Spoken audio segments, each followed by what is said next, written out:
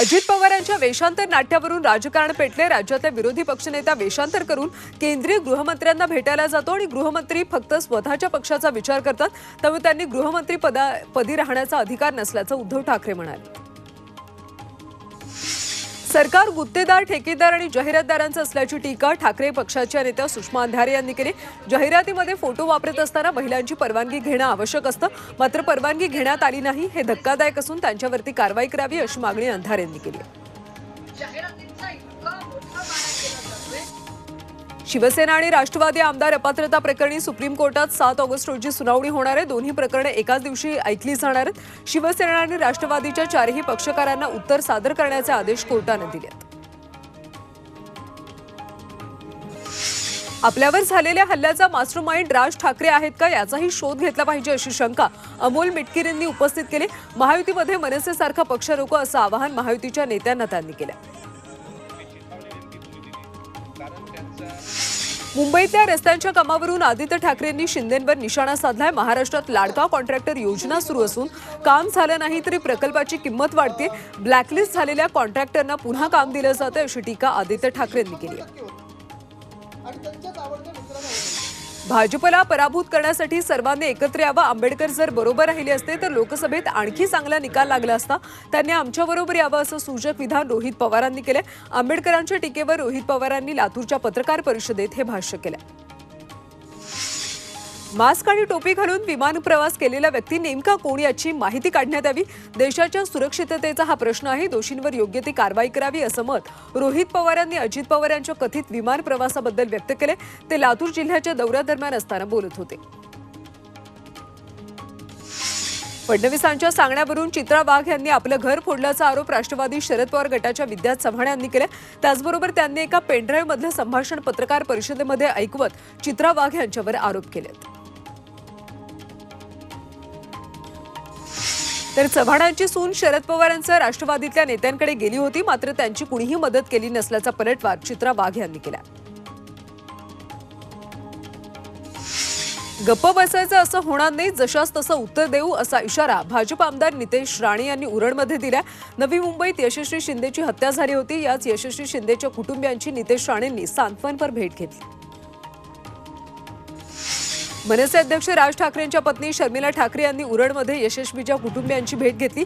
तसंच नवी मुंबई पोलीस आयुक्तालयात शर्मिला ठाकरे गेल्या होत्या।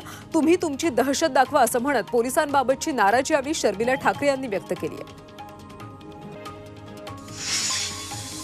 उरणमधल्या यशस्वी शिंदेच्या निर्घृण हत्येच्या निषेधार्थ अलिबागकर रस्त्यावर उतरले। केवळ समाज माध्यमांवर केलेल्या आवाहनाला प्रतिसाद देत अलिबागकर यात मोठ्या संख्येने सहभागी झाले होते। या दुर्दैवी घटनेचा निषेध करत आरोपीला फाशी द्या अशी मागणी यावेळी करण्यात आली। मिटकरींच्या गाडीवर हल्ला करणाऱ्या एका आरोपीचा हृदयविकाराच्या झटक्यानं मृत्यू झालाय। जय मालोकर असं या मनसैनिकाचं नाव आहे। जय मालोकर याच्या छातीत अचानक दुखू लागलं, त्यानंतर त्यांना उपचारासाठी रुग्णालयात दाखल करण्यात आलं होतं, मात्र उपचारादरम्यान त्यांचा मृत्यू झाला।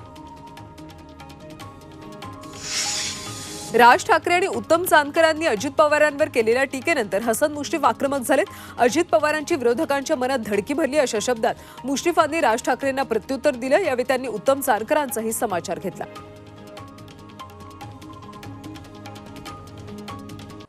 आरक्षणाची मर्यादा लोकसभेतच वाढू शकते, पंतप्रधान मोदींनी पुढाकार घ्यावा असं आवाहन उद्धव ठाकरेंनी केले। त्याचबरोबर आंदोलकांनी मोदींची भेट घ्यावी, तेच यावर मार्ग काढू शकतात। मोदींनी निर्णय घ्यावा, त्यांना आमचा पाठिंबा असल्याचं उद्धव ठाकरे म्हणाले। जालन्यामध्ये मनोज जरांगे पाटलांची तब्येत अचानक खालावली आहे, त्यामुळे त्यांच्यावर अंतरवाली सराटी इथेच उपचार सुरू करण्यात आले। जरांगेंना घबराट होत असल्यामुळे त्यांचा बीपी कमी झाला, त्यामुळे जरांगेंना सलाईन लावण्यात आलं असून त्यांच्यावर उपचार सुरू आहेत। मनोज जरांगे सोलापूर दौऱ्यावर येण्यापूर्वी पंढरपूर शहर तालुक्यातल्या मराठा समाजाच्या प्रमुख पदाधिकाऱ्यांची बैठक झाली। यावेळी सोलापूरमधल्या शांतता रॅलीला जाण्यासाठी मार्गदर्शन करण्यात आलं। मोठ्या संख्येनं सोलापूर रॅलीसाठी उपस्थित राहण्याचं आवाहन करण्यात आलं। मनोज जरांगे पाटील यांची 7 ऑगस्टला सोलापूर शहरात शांतता रॅली काढली जाणार आहे। मनोज जरांगे शिवाजी महाराज चौकात मराठा समाजाला संबोधित करणार आहेत। या शांतता रॅलीसाठी कुणीही रोख स्वरूपात मदत न करता वस्तू स्वरूपात मदत करावी असं आवाहन यावेळी मराठा क्रांती मोर्चाच्या वतीनं करण्यात आलं। श्रीमंत मराठ्याने गरीब मराठ्यांवर अन्याय केला असल्याची प्रतिक्रिया लातूरमध्ये प्रकाश आंबेडकर यांनी दिली होती. त्याला अशोक चव्हाण यांनी उत्तर दिले. निवडणुकीच्या तोंडावर जाती तेढ निर्माण कुणीही करू नये. निवडणुका येतात जातात, पण यामध्ये सामाजिक दरी पडू नये. कुणी कुणावर अन्याय केला नसल्याची प्रतिक्रिया अशोक चव्हाण यांनी दिली. प्रथम मराठा समाजाला आरक्षण देण्याचा पवार साहेबांनीच स्वागत केलं होतं. मात्र देवेंद्र फडणवीसांच्या कार्यकर्त्यांनी विषय कोर्टात नेला आणि आरक्षण रद्द झालं असं वक्तव्य रोहित पवारांनी केलं. आता मात्र कोर्टात टिकेल अशा स्वरूपाचंच आरक्षण देणं आवश्यक आहे असं मत देखील रोहित पवारांनी व्यक्त केलं. वंचित आघाडीचे प्रमुख प्रकाश आंबेडकर आणि भाजपच्या नवनिर्वाचित विधान परिषद आमदार पंकजा मुंडे यांची भेट झाली. लातूरहून बीडकडे येत असताना प्रकाश आंबेडकर यांची पंकजा मुंडे यांनी भेट घेतली. प्रकाश आंबेडकर यांची आरक्षण बचाव यात्रा सुरू आहे. ही यात्रा लातूरवरून बीडमध्ये दाखल झाली. नांदेड जिल्ह्यातल्या हिमायतनगरमध्ये कडकडीत बंद पाळण्यात आला. जरांगेंच्या आंदोलनानंतर मराठा समाजाला दिलेलं कुणबी प्रमाणपत्र रद्द करा या मागणीसाठी ओबीसी समाजाचं आमरण उपोषण सुरू आहे. दत्तात्रय अनंतवार यांनी हे आंदोलन सुरू केले. त्यांच्या उपोषणाला पाठिंबा देण्यासाठी हिमायतनगर तालुक्यामध्ये बंद पाळण्यात आला.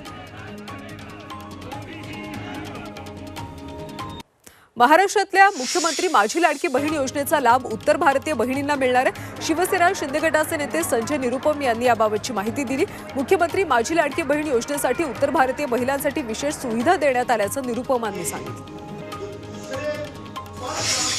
लाडकी बहीण योजनेत सुसूत्रता आणणं आवश्यक आहे. मुख्यमंत्री या योजनेचं नाव मुख्यमंत्री लाडकी बहीण योजना असं सांगतात, तर अजित पवार माझी लाडकी बहीण योजना असं सांगतात. देवेंद्र फडणवीस या योजनेबद्दल कसलाही नामोल्लेख करत नाहीत असा टोला रोहित पवारांनी मुख्यमंत्री आणि दोन्ही उपमुख्यमंत्र्यांना लगावला.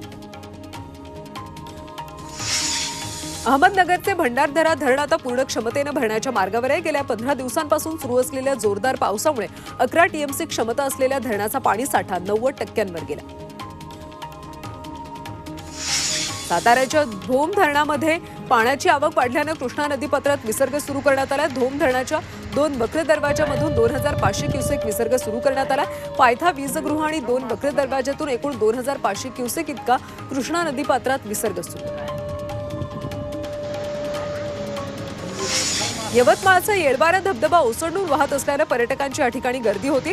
वाघाडी प्रकल्प पूर्णतः भरल्यानं हे पाणी नयनरम्य धबधब्याचं रूप घेतं.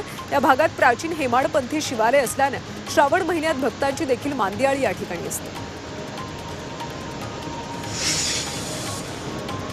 अहमदनगरमध्ये आदिवासी पारधी समाजाकडून विविध मागण्यांसाठी आमरण उपोषण करण्यात येते. प्रशासनानं मागण्या पूर्ण केल्या नाही तर आत्मदहनाचा इशारा आंदोलकांकडून देण्यात आला. राज्यातले एसटी कर्मचारी पुन्हा संपावर जाणार आहेत. येत्या 9 ऑगस्टपासून राज्यभर आंदोलन सुरू होणार आहे. 7व्या वेतन आयोगाप्रमाणे वेतन द्यावं या प्रमुख मागण्यांसाठी इतर प्रलंबित मागण्यांसाठी एसटी कर्मचाऱ्यांनी पुन्हा आंदोलनाचं हत्यार हाती घेतलंय. आंदोलनात राज्यभरातले 13 लाख एसटी कर्मचारी संघटनांचा समावेश असणार. रायगडमध्ये रेशन दुकानात मशीनचं सर्व्हर डाऊन असल्यामुळे धान्य वितरण करण्यात अडथळे निर्माण होतात. यामुळे लवकरच धान्य वितरण सुरळीत होणार आहे. या महिन्याचं धान्य पुढल्या महिन्यात मिळालं नसल्यास ते पुढच्या महिन्यात देण्यात येणार असल्याचं आवाहन रायगड जिल्हा पुरवठा अधिकाऱ्यांनी दिलं. धाराशिवच्या उमरगा बस स्थानकाच्या इमारतीच्या ठिकठिकाणी गळती होती. काही ठिकाणी स्लॅब पडलाय तर बीमलाही अनेक ठिकाणी चीर पडली. प्रवाशांच्या जीवाला धोका निर्माण झाला. लवकरात लवकर बस स्थानकाचं बांधकाम करावं आणि सुविधा उपलब्ध करून द्याव्यात अशी मागणी प्रवाशांनी केली. गडचिरोली ते वडसा रेल्वे बांधकाम करताना कंत्राटदारामार्फत अवैधपणे मुरुम उत्खनन करण्यात आले. त्यामुळे दोषींवर कारवाई करण्याच्या मागणीसाठी उपविभागीय अधिकारी कार्यालयासमोर बेमुदत ठिय्या आंदोलन केलं जात आहे.